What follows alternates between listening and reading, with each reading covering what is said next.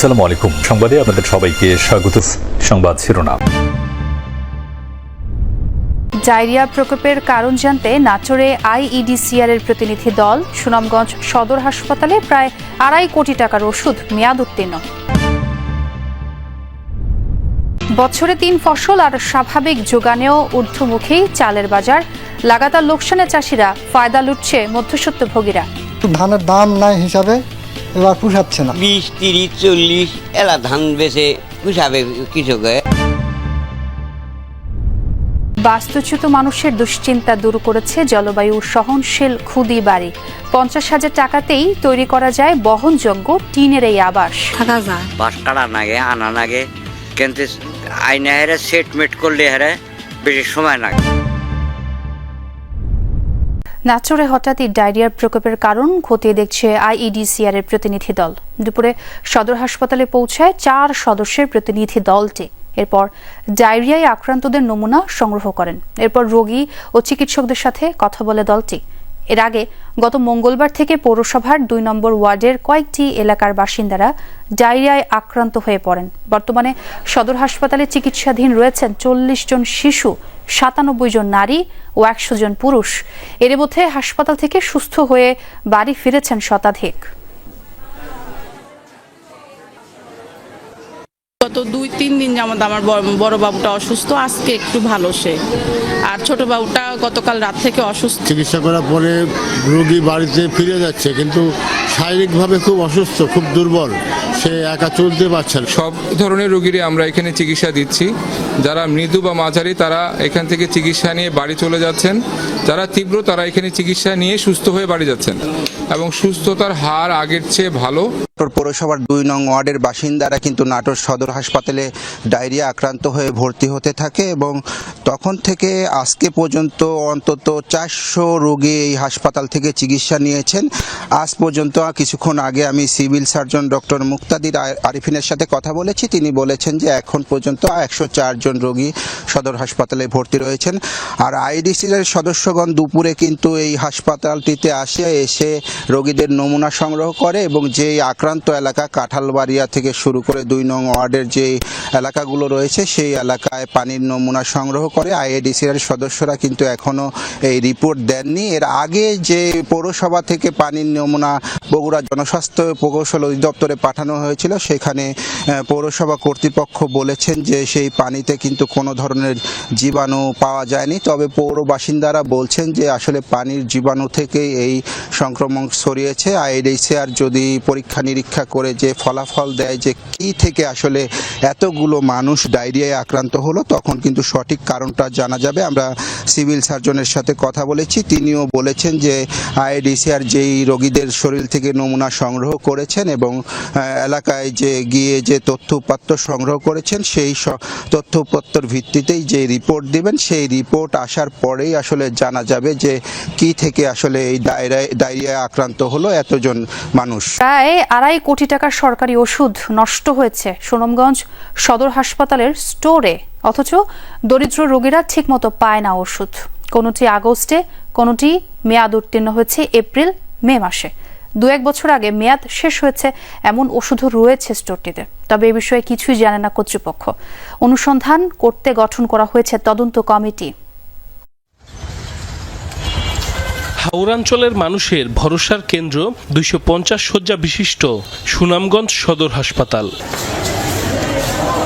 হাসপাতালটি 250 শয্যার হলেও প্রতিদিন গড়ে ভর্তি থাকেন 4 থেকে 5 শতাধিক রোগী। বহির্বিভাগে চিকিৎসা নেন আরো হাজারখানেক মানুষ। তবে পর্যাপ্ত ওষুধ না পাওয়া নিয়ে প্রায় সবারই অভিযোগ। ওষুধপত্র যা লাগে আমরা কিনেই আনি বাড়িতে। ওষুধ তো আমরা তারা টিকা লেখা দেয় এইখান থেকে দূরে জ্ঞান নাই, আর ওই সেলাইনটা মনে হয় খালি তারা দেয়। হাসপাতালের 2টি ভবনে থাকা স্টোর রুমে মেয়াদ শেষ হয়েছে প্রায় 2.5 কোটি টাকার ওষুধের, যা বরাদ্দ ছিল সেবা নিতে আসা রোগীদের জন্য।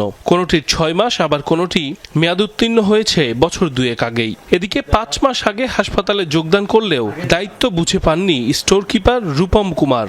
তবে নিয়মিত মাসোহারা পাচ্ছেন তিনি। এত টাকার ওষুধ নষ্ট হওয়ার পেছনে দায়ীদের বিরুদ্ধে ব্যবস্থা নেওয়ার দাবি সচেতন মহলের।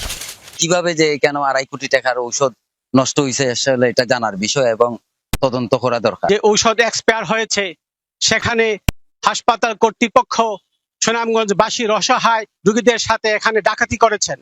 ওষুধ কোথা থেকে এলো, কিভাবে নষ্ট হলো, কিছুই জানে না হাসপাতাল কর্তৃপক্ষ। কারণ খুঁজে বের করতে তদন্ত কমিটি গঠনের কথা জানালেন আবাসিক চিকিৎসক। কমিটি করা হয়েছে, সেই কমিটি বসার পরে বলতে পারবেন যে আসলে এই ঘটনাটা কি। এর আগে আসলে আমরা এখন দেখি নাই, দেখলে বলতে পারবো। স্যার তো কমিটি করেন দিছে আমাদেরকে, এখন আমরা বসবো সবাই স্যারের নেতৃত্বে। নানা অভিযোগের প্রেক্ষিতে মে মাসে হাসপাতালে অভিযানও পরিচালনা করেছে দুদক। গোডাউনে গিয়ে আমরা অনেক স্টোরে পাইছি অ্যান্টিবায়োটিক অনেক তার এই যে স্টোরে আলমারিতে রাখা আছে, কিন্তু সে সবাইকে বলতেছে যে নাই, এবং তার রেজিস্টারেও লেখা আছে নাই। মরণ ব্যাধি, জলাতঙ্ক সহ কয়েকটি রোগের গুরুত্বপূর্ণ টিকার সংকট কুষ্টিয়া জেনারেল হাসপাতালে।